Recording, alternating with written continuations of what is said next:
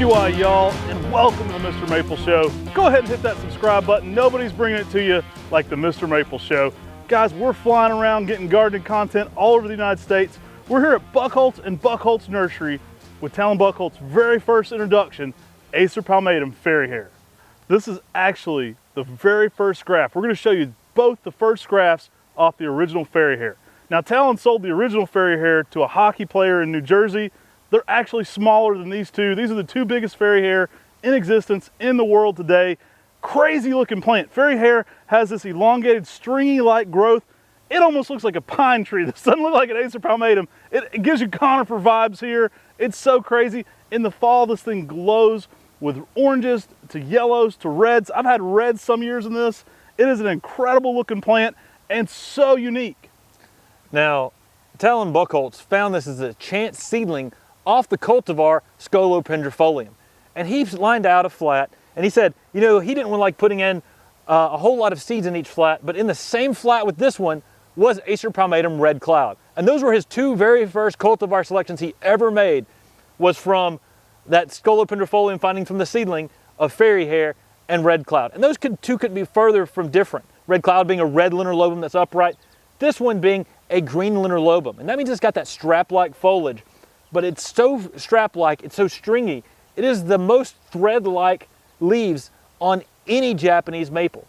And it gives it a really dainty, fluffy appearance out here in the landscape. Now, if you grow Scolopendrifolium seed, a certain percentage of those will show up similar to fairy hair. It's an interesting genetic anomaly where so many of them have this mutant trait.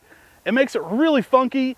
It's super interesting and rare to ever see it this size. Again, this is one of the first two grafts ever done of fairy hair. We're going to show you the other one. The one in the box is actually a little bit bigger. Talon recently gifted us a seedling of this one in the ground, so pretty cool to get a seedling from fairy hair, retaining that crazy funky trait to it. It's such a cool plant. It's so unique. I mean, I think this could stump a lot of master gardeners and people who really know a lot about horticulture, because when people walk up to this, they might be very surprised to find out this is a Japanese maple. Yeah, from a distance, it looks very conifer-like. That thread leaf looks almost like a needle. And it's very unusual to have a Japanese maple with such thread-like foliage. This is a Japanese maple that's in a category all by its own because of its slow growth rate and its thread-like foliage. Makes this tree something very, very unique. It's so cool because this is such a piece of Japanese maple history. If you know Talon Buchholz, he's named many interesting plants. You know, shout out to Talon for letting us film here at Buchholz and Buchholz Nursery today. We're walking around the gardens and in the greenhouses filming some content for you guys. So special thanks to him for allowing us to do that. But what a cool piece of history. If you know, we did a top 50 cultivars by Talon Buchholz just on palmatum. This man has named so many classic trees, and it's pretty cool to talk about fairy hair, which was his very first introduction into the horticulture industry. All right, guys, we're here with the largest fairy hair on the planet. It is the biggest fairy hair known to man. This thing is amazing. It's got a multi-trunk thing going on where right above the graft, it splits off and goes all different directions. This is just spectacular. And this being in a box, you can actually walk up and look up into this tree. It is simply amazing seeing this tree from looking up into a fairy hair.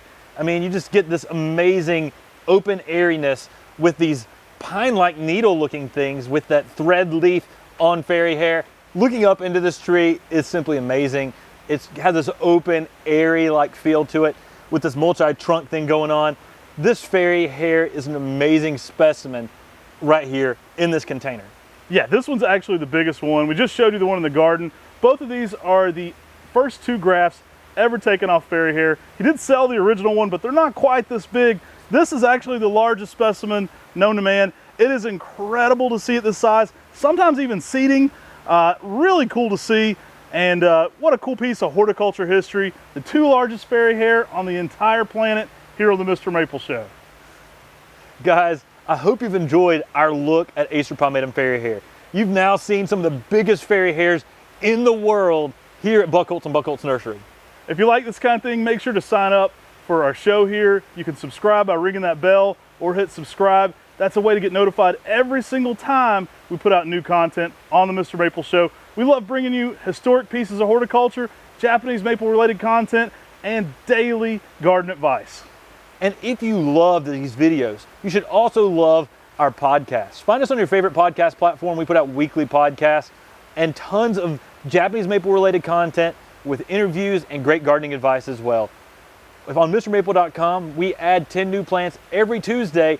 We love Japanese maples, and we do over 1,000 varieties at MrMaple.com. So make sure that you shop with us if you love Japanese maples. Take care. God bless. And have a great day.